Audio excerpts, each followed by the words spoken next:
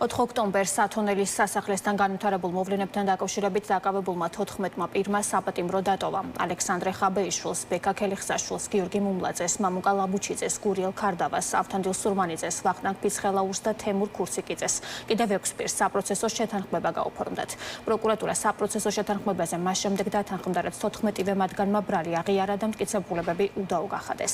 სალომე ჯაფარიძე აშუქებდა დღეს თემას საქალაქო სასამართლოში, ის პირდაპირ ეთერში გვერდდება. სალომე გისმენთ.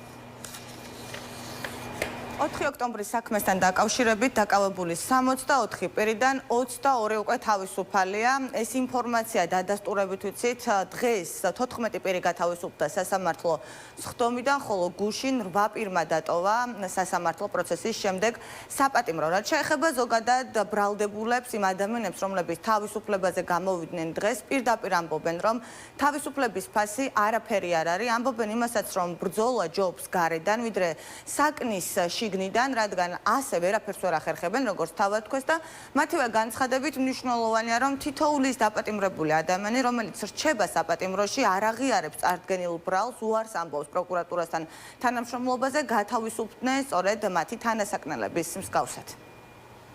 ყველა პოლიტიკური ნიშნით დაკავებულ ადამიანს მივესალმები და მადლობას გადავხდი იმ ბრძოლის და რასაც აკეთებენ და აპირებენ მომავალში.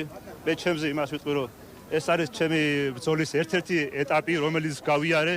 გაჩერებას არ ვაპირებ ბრძოლას, რაღაცა პასუხისგებლობა, რომელიც მეკისრებოდა, იმ პასუხისგებლობით დავდივარ და ვაპირებ, რომ ამ პასუხისგებლობით ვიარო. ჩვენი ბრძოლის მიზეზი, რა თქმა უნდა, ყოველთვის იყო თავისუფლება, ნორმალური ცხოვრების პირობა და ჩვენი შვილების უკეთესი მომავალი. თავისუფლება არის ყველაზე დიდი რამ. პირველი ოჯახს შევეხუტები მონატრებულ ადამიანებს და შემდეგ დავგვინდება.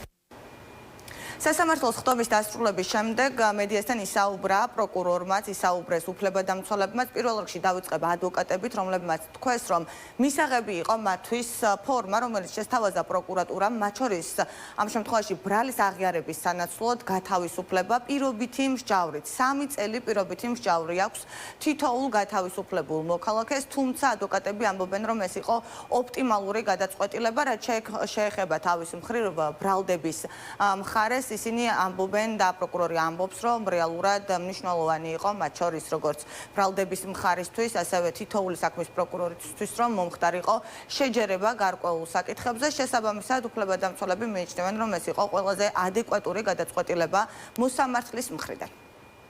8 პირი დამნაშავედ იქნა ცნობილი ჯგუფურ ძალადობაში მონაწილეობისა და სტრატეგიული ობიექტის, კერძოდ კი პრეზიდენტის სასახლის ხელში ჩაგდების მცდელობის ფაქტზე.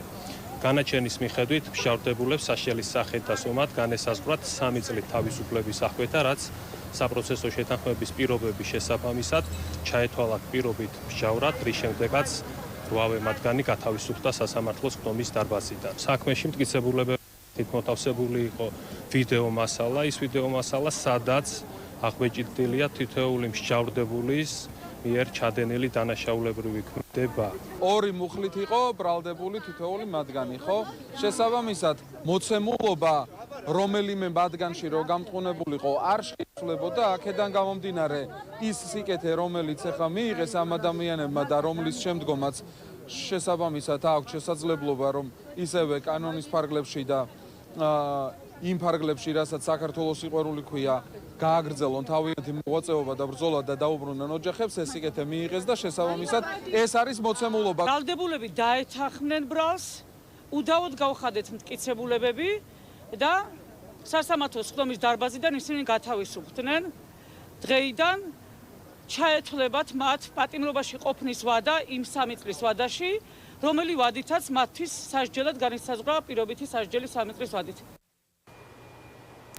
არავის ციხეში გაშვება ქართულ ოცნებას არ უხარია, ასე ეხმაურება ქვეყნის პრემიერ-მინისტრი ბოლო 2 დღის განმავლობაში მიღებულ გადაწყვეტილებებს. ირაკლი კობახიძე ამბობს, რომ ძალიან ბევრი აქციის მონაწილე შეცდომაში იყო შეყვანილი. შესაბამისად, მისივე თქმით, საკმაოდ კარგი ინფორმაცია, როდესაც მისთვის ცნობილი გახდა ის, რომ მოქალაქეებმა, დაპატიმრებულმა მოქალაქეებმა აღიარეს ის ბრალი, რომელიც თავის მხრივ ბრალდების მხარემ მიაწოდა მათ. რაც შეეხება დამატებით განცხადებებს, ქართული ოცნება იმედოვნებს, მმართველი პარტია იმედოვნებს, რომ სწორედ ამ გზით სწავლენ დანარჩენი დაკავებულებიც. ის გამოხატავს სინალოს, ვისაც იქნება აღიარება.